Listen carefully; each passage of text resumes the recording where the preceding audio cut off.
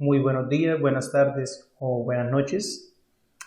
Eh, Antes de iniciar con esta segunda parte, última, en lo que tiene que ver con la evaluación, a dar unos pequeños tips de información con respecto precisamente a la evaluación que tenemos la próxima semana.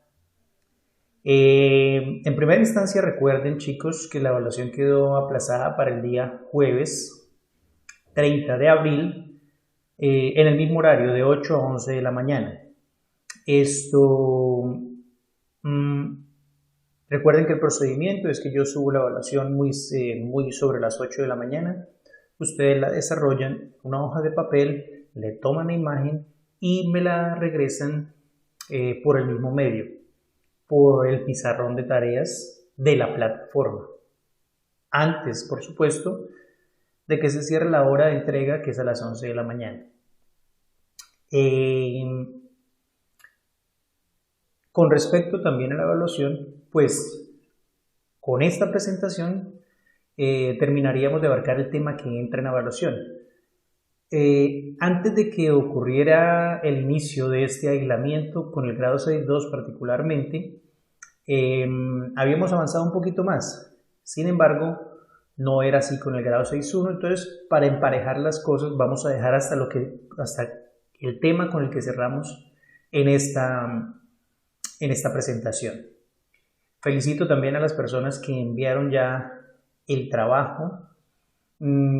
Solo por esta vez, escuchen bien y ojalá pues obviamente actúen acorde a lo que escucharon.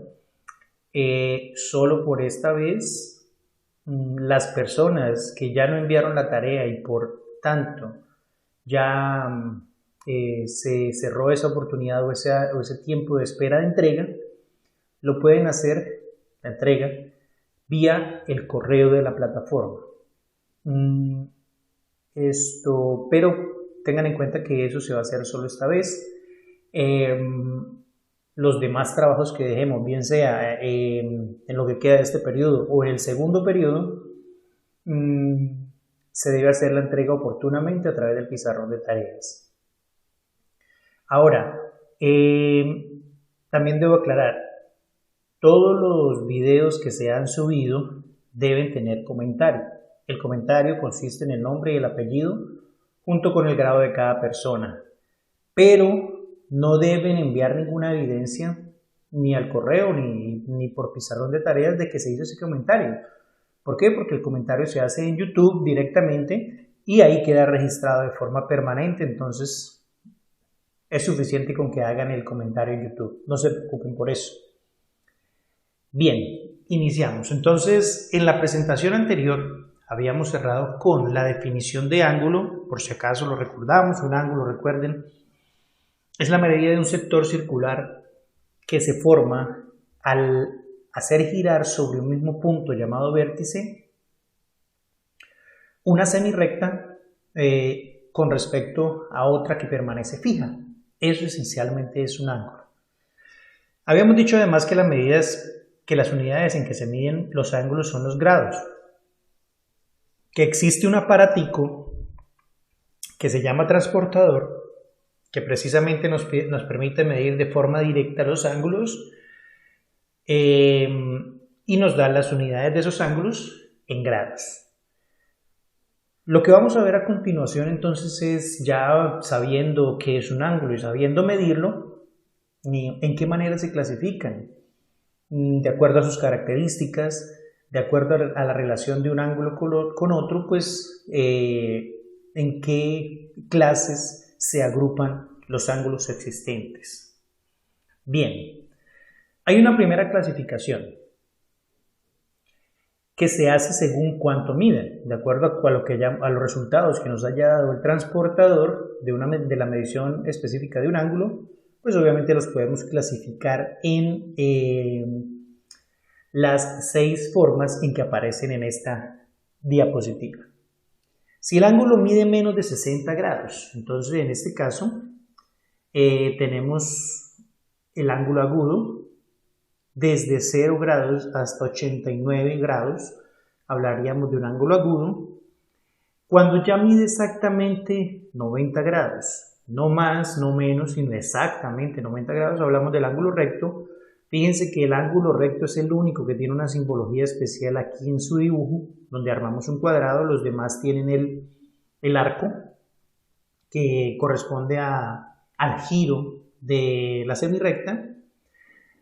Los que miden desde, podríamos decir, por dejarlo ejemplificado, desde 91 hasta 179, más de 90 pero menos de 180 se llama un ángulo obtuso, y cuando mide exactamente también 180 hablamos del ángulo llano.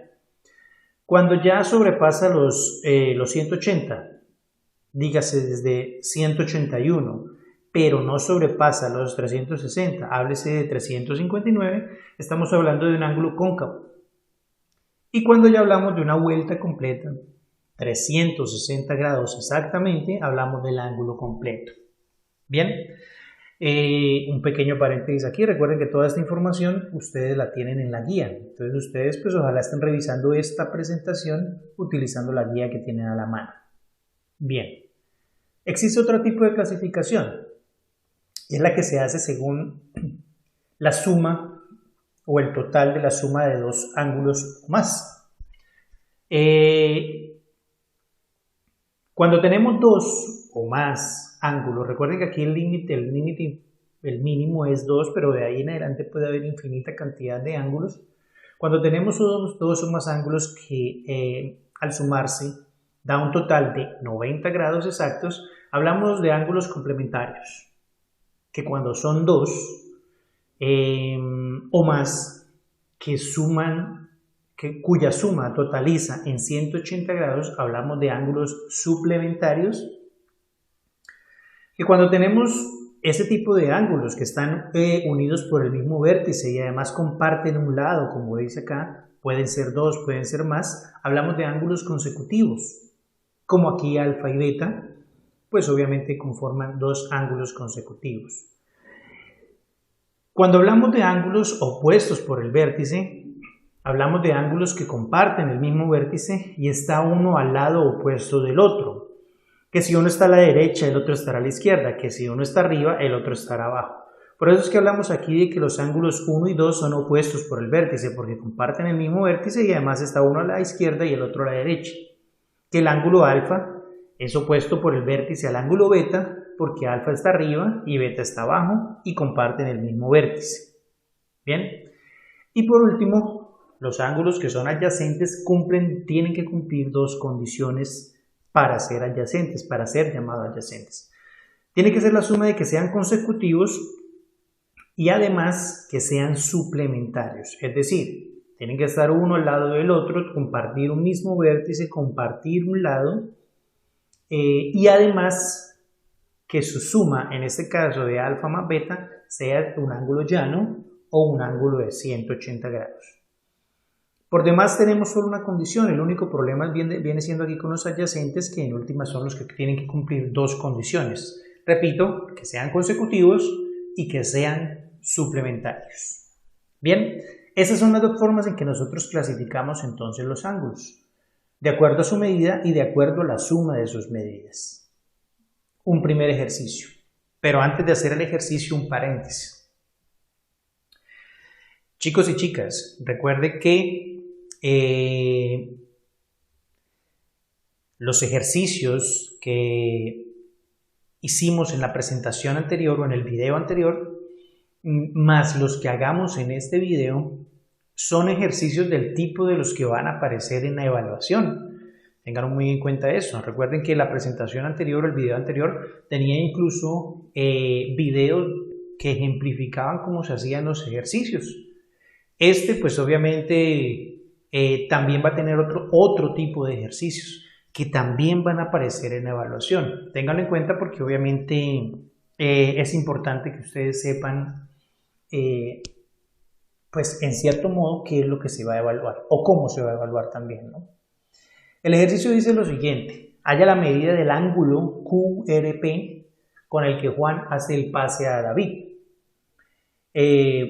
Tenemos una gráfica o una ilustración. Bueno, aquí a la izquierda está Juan, a la derecha está David. El ángulo QPR pues es el que está formado por este segmento de recta llamado QR y este segmento de recta llamado RP o PR.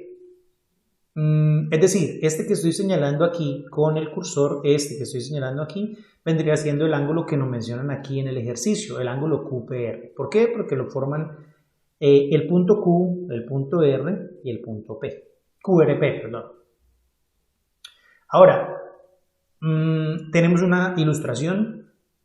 Las ilustraciones no son generalmente decorativas. Nosotros tenemos que aprender a leer las ilustraciones.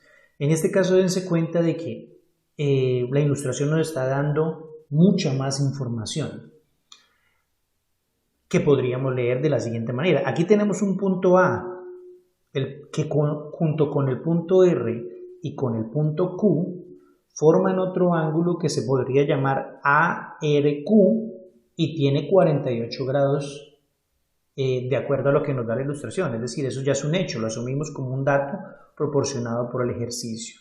Y hay otro ángulo que podríamos llamar BRP que también mide 48 grados. En ese caso, pues, también tenemos que asumir que ese ángulo forma parte de la información que nos da el ejercicio y con la que tenemos que trabajar. Bien, lo que nos pide, pues, obviamente es este ángulo de aquí arriba. Podemos extraer otro tipo de información, por ejemplo, que estos tres ángulos podríamos decir que son adyacentes por el hecho de que comparten el mismo vértice R, de que comparten un lado acá, el segmento PR, de que comparten este otro lado, el segmento QR, y de que además, como lo podemos ver ilustrado, todos ellos forman un ángulo llano de 180 grados. Entonces podemos decir que los ángulos BRP, PRQ o QPR, como se quiera, y el ángulo ARQ son tres ángulos que son adyacentes. ¿Por qué son adyacentes? Porque los tres son consecutivos, comparten lados y además, muy seguramente la suma de los tres nos conforma un ángulo llano de 180 grados. Bien, con esa información entonces empezamos la solución. Aquí está la información, vamos a repasarla de acuerdo, nos dice primero, se tiene que ARQ y BRQ son adyacentes, entonces tenemos este más este son adyacentes, por lo cual son suplementarios y la suma de sus medidas es 180. Recuerden que la adyacencia o para que dos ángulos sean adyacentes tienen que cumplir dos condiciones, que sean suplementarios y que sean consecutivos. Bien, entonces ahora planteamos la siguiente solución. Como la medida del ángulo QRP es igual a la medida del ángulo BRQ, miremoslo, BRQ se tiene que. Tenemos esto que obviamente representa una ecuación. Vamos a volverlo a leer por si acaso. Como 48 grados más la medida del ángulo QRP, 48 grados más la medida del ángulo QRP es igual a la medida del ángulo BRQ se tiene que el ángulo QRP vendría siendo igual a los 180 grados del ángulo llano menos los 48 del ángulo ARQ menos los 48 ángulos de los 48 grados del ángulo BRP, que fue esencialmente lo que hicieron acá. En otras palabras, al ángulo completo de 180 grados le restaron por un lado estos 48 por el lado de estos 48 y necesariamente el resultado tiene que ser la medida de este ángulo de acá del centro, que es el que estamos buscando. Entonces resulta que al hacer esa operación, al restar 180 menos 48 más 48, tenemos el resultado de que el ángulo que estábamos buscando, QRP, es de 84 grados. Bien. repitamos en forma resumida entonces esta solución. Teníamos por ilustración conocimiento de que los tres ángulos que aparecen acá, este y este, necesariamente tenían que sumar 180 grados porque obviamente conforman un ángulo llano. ¿Qué hicimos? Tomamos los 180 grados, que es el ángulo completo desde A hasta B, y a esos 180 grados le restamos los 48 que hay por el lado izquierdo, por el lado de Juan, y los 48 que hay por el lado derecho, del lado de David. Al restarle eso, pues necesariamente nos va a dar el ángulo faltante, el ángulo del medio, y en este caso nos dio un valor de 84 grados. Muy bien. Pasamos a nuestro siguiente tema, la introducción de polígonos, que es una introducción muy básica, muy superficial. No vamos a profundizar mucho en eso, vamos a solamente dejar los conceptos más sencillos explicados, y esto vamos a tratar de que hasta ahí quede fundamentada la evaluación del próximo jueves. ¿Bien? ¿Qué son los polígonos? Entonces, en este caso vamos a partir de un contexto de aprendizaje. La ilustración que está a la derecha es la figura de un copo de nieve. Dense cuenta de que el copo de nieve, si ustedes lo observan en detenimiento, está conformado por pequeñas formas geométricas que efectivamente componen lo que son los polígonos. Los científicos han obtenido imágenes microscópicas de los copos de nieve como la que se muestra en la fotografía. Estas imágenes las han conseguido congelando el microscopio a temperaturas cercanas a los 170 grados bajo cero. Y nos hace una pregunta al final: ¿cuáles son las características de esta figura? Bien, entonces a partir de la observación de la figura, que aquí la tenemos nuevamente, podemos llegar a las siguientes conclusiones. Miremos o enfoquémonos aquí en la figura central, que es, digámoslo así, como la más clara. Está limitada por segmentos. Si yo tomo este punto que estoy señalando aquí y este punto que está acá, puedo obviamente observar un segmento entre ellos dos. Vamos a tratar de dibujarlo acá para que de pronto quede un poquito más claro. Bien, podríamos pensar que de aquí hasta acá hay un segmento, que de acá hasta acá hay otro segmento, y así sucesivamente hasta conformar en este caso una figura en primera instancia que vemos claramente que es una figura cerrada, que tiene 6 lados y que cada uno de esos 6 lados es un segmento de recta. Bien, los segmentos solo se intersecan en sus puntos extremos. Aquí hay un segmento y solo se toca con el otro donde termina y con el otro donde empieza. Eso es lo que nos dice ahí. Ningún par de segmentos son colineales, es decir, ninguno de estos segmentos pertenecería a una única línea recta. Recordemos, los segmentos son partes finitas de líneas rectas. Si quisiéramos pensar que este segmento que estoy señalando aquí forma parte de una línea recta, pues la línea recta tendría que ir en esa dirección. Mientras que una línea recta a la que perteneciera este segmento de la parte superior, pues tendría que ser una línea horizontal. Eso es lo que quiere decir con que ningún par de segmentos son colineales. Ningún par de segmentos pertenece a la misma línea recta. Bien, entonces pasemos ya al concepto de lo que es un polígono definido formalmente. Es una figura plana, cerrada, conformada por 3 o más segmentos que cumplen las siguientes condiciones. Dense cuenta de que aquí nos pone un límite inferior para los segmentos, pero no un límite superior. Es decir, un polígono puede estar conformado por 3 segmentos, lo que vendría siendo pues obviamente un triángulo, pero de ahí en adelante puede tener toda la cantidad de lados que pudiéramos imaginar. De hecho, traten de imaginar esta curiosidad. Ustedes pueden imaginar que con el mínimo, llamémoslo así, con el mínimo polígono, que es el triángulo, podrían arrancar un experimento de irle agregando lados a ese triángulo.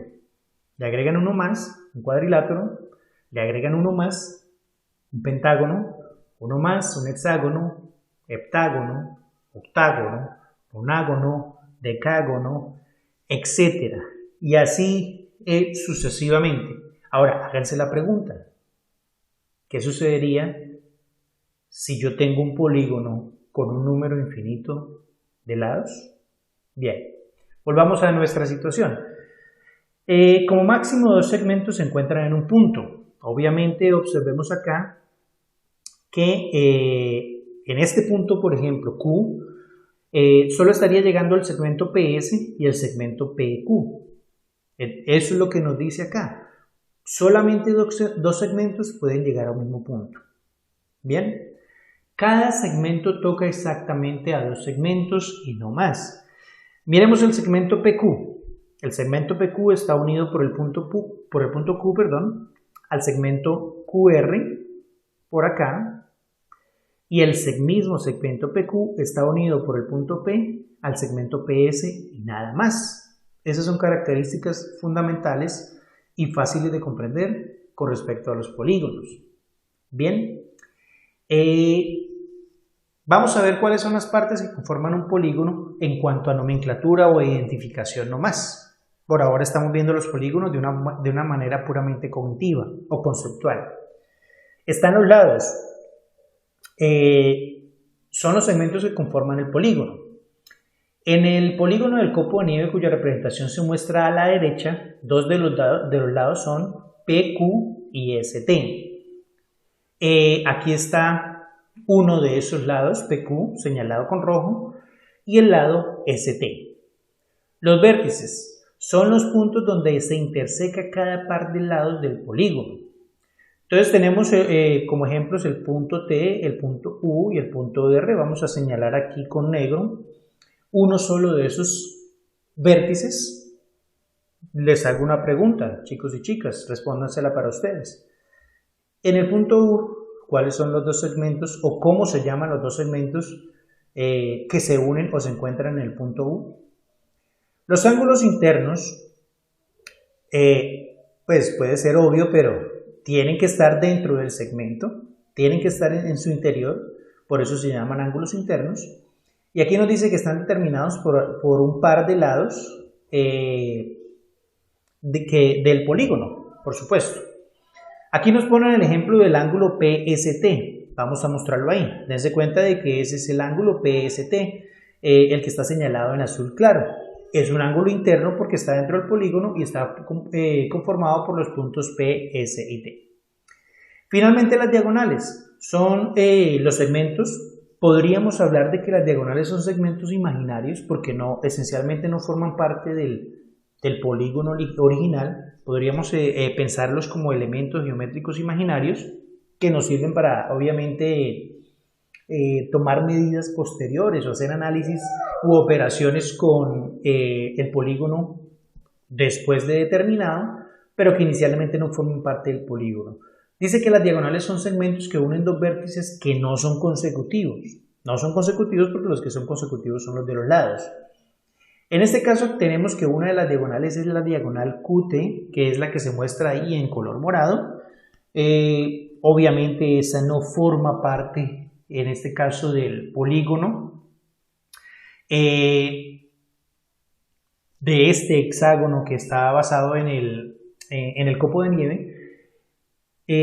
Casi que podríamos decir que si una diagonal llega a formar parte del polígono, en realidad lo que estaría haciendo sería dividir en dos su polígono original y formar por aparte dos nuevos polígonos.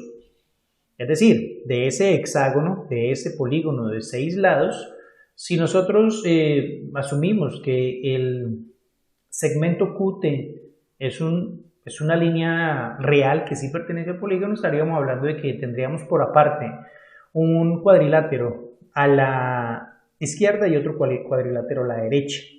¿De acuerdo? Entonces las diagonales podríamos asumirlas como líneas imaginarias. Entonces rápidamente repasemos. Lados, segmentos de recta, se unen en los vértices. Y la característica es que los lados solo pueden estar unidos a otros dos lados diferentes. Aquí hay otro lado, ahí están señalados los lados PQ y ST. Los vértices son puntos. Y los puntos obviamente son aquellos lugares donde se encuentran dos segmentos, como este punto U o este vértice U. Los ángulos internos son los que tienen que estar dentro del polígono y están conformados por un par de lados precisamente del polígono, como este que tenemos acá, que es el ángulo PST, que es un ángulo interno. Y las diagonales podríamos asumirlas entonces como segmentos de recta imaginarios que están, conformados por dos puntos no consecutivos del polígono, como aquí nos lo muestra la diagonal QT, que señalamos aquí en morado. Bien, ejercicio. Nuevamente les recuerden que los tipos de ejercicio que hagamos acá van a ser los mismos que puedan llegar a aparecer en la evaluación, más los que hicimos en el video anterior. Este ejercicio nos dice que nombremos los lados y los ángulos internos del polígono ABCLM. Miren que aquí no lo hemos mencionado como una regla, porque se supone que estas son cosas que también ya deben conocerse de cursos anteriores, pero esta es la manera de nombrar los polígonos. Tenemos el polígono ABCLM porque precisamente estamos utilizando los vértices de ese polígono para darle nombre al polígono. Entonces aquí tenemos la solución del ejercicio. Nos dice que los lados del polígono son AB, lo acabamos de señalar allá. El otro lado es el lado BC, el otro es el lado CL, el lado LM y finalmente el lado MA. Los ángulos internos del polígono son, aquí vamos a señalar solamente uno, aunque obviamente aparecen esos otros 4 además del MAB, pero entonces vamos a señalar ahí el ángulo MAB, solamente ese pues por cuestiones de tiempo y por cuestiones de no extendernos más de lo necesario. Todos los demás ángulos pues les queda como tarea a ustedes, no para entregar, solamente para que lo hagan allá a modo de ejercicio personal, identificar cuáles serían los otros ángulos. Ese que está ahí señalado en la figura entonces es el ángulo MAB. ¿Cuál sería el ángulo ABC? ¿Cuál sería el ángulo BCL? El ángulo CLM. ¿Cuál sería el ángulo LMA? Y por otro lado, háganse también la pregunta, porque recuerden que este tipo de ejercicios puede aparecer en la evaluación. ¿Cuál sería la clasificación de cada uno de estos ángulos? Es decir, de acuerdo a sus medidas, los podemos clasificar en agudos, obtusos, cóncavos. Bien, hagámonos esa pregunta. En última instancia, entonces, tenemos este ejercicio ya para terminar. Este ejercicio aparece en la guía. No lo vamos a desarrollar de forma completa. Vamos a dejarlo, digámoslo así, iniciado cada uno de las preguntas que nos formulan ahí. Y pues obviamente para una buena preparación de la evaluación yo les recomendaría a todos, chicos y chicas, que todos los ejercicios de la guía los desarrollen de forma completa, a modo de preparación, no es que sea una tarea. Utilicen la guía para hacer todos los demás ejercicios. Entre esos ejercicios están estos 16, 17 y 18 que vamos aquí a resolver parcialmente. El punto 16 nos dice que, bueno, después de observar la figura, cuáles pares de ángulos son consecutivos. Y ahí hay muchos que son consecutivos y está en su, digámoslo así, en su deber para preparar una buena evaluación, pues determinar cuáles son todos los que son consecutivos. Aquí únicamente vamos a nombrar un par, en vista de que es a modo puramente ilustrativo. Como respuesta dijimos que un par de ángulos consecutivos son el 5 y el 6. ¿Por qué? Porque aquí vemos el ángulo 5 y el ángulo 6 que está obviamente uno al lado del otro, que además comparten un mismo vértice que sería este punto, y por eso se hacen consecutivos, simplemente por estar uno al lado del otro y compartir este mismo lado, este mismo segmento. De ahí podríamos ilustrar o imaginar un segmento, comparten este mismo segmento medio, y por estar uno junto al otro y compartir tanto ese segmento del medio como el vértice, son ángulos consecutivos. Pero recuerden, chicos, hay muchos más. El deber de ustedes, sin que sea tarea, sino más bien para preparar la evaluación, es encontrar todos los demás, ¿de acuerdo? Ahora, el punto 17 nos dice que cuáles pares de ángulos son adyacentes. Recuerden que la característica de ángulos adyacentes, o las dos características de ángulos adyacentes, es que uno, sean consecutivos y dos, sean complementarios. Bien, entonces en este caso dimos como respuesta que los ángulos 9 y 12 son adyacentes porque obviamente son consecutivos, está uno al lado del otro, pero además suman 180 grados o conforman un ángulo llano. Nuevamente, hay muchos más. El trabajo de ustedes es encontrar todos los demás que hay. Finalmente nos hace la pregunta, ¿cuáles pares de ángulos son opuestos por el vértice? Y nuevamente vamos a responder solo con un par. Su trabajo sería responder todos los demás pares de ángulos opuestos por el vértice que hay, porque obviamente hay muchos más. Entonces aquí tenemos que los ángulos 6 y 7 son opuestos por el vértice. Aquí tenemos el ángulo 6, aquí tenemos el ángulo 7, comparten un mismo vértice, pero además uno está al lado del otro. Podríamos pensar que, por ejemplo, si habláramos de un plano cartesiano, el ángulo 6 estaría en el primer cuadrante, mientras que el ángulo 7 estaría en el tercer cuadrante.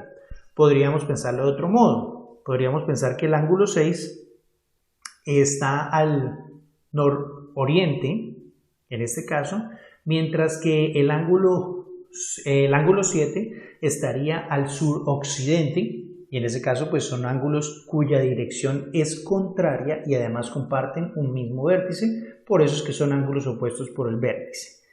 Y repito nuevamente ya para terminar, es su trabajo, chicos y chicas, entonces completar este ejercicio, completar todos los demás de la guía, preparar una buena evaluación. Nuevamente les digo o les menciono, chicos, recuerden que la evaluación quedó aplazada para el próximo jueves 30 de abril desde las 8 de la mañana hasta las 11 de la mañana. Que ustedes deben desarrollar los ejercicios en una hoja blanca bien clara, bien ordenadita, organizada, tomarle una imagen y devolvérmelo por el mismo medio, por el pizarrón de tareas de la plataforma. Que los temas que entran para la evaluación esencialmente están contenidos, bueno, en la guía que ustedes tienen a la mano, la guía número 3, pero además en los dos videos que hemos compartido, y que los ejercicios o el tipo de ejercicios que va a aparecer en la evaluación, pues esencialmente son como los que hemos hecho como ejemplo en el video anterior y en este nuevo video. Muchas gracias por su visita, gracias por su atención y que tengan un muy feliz resto de día.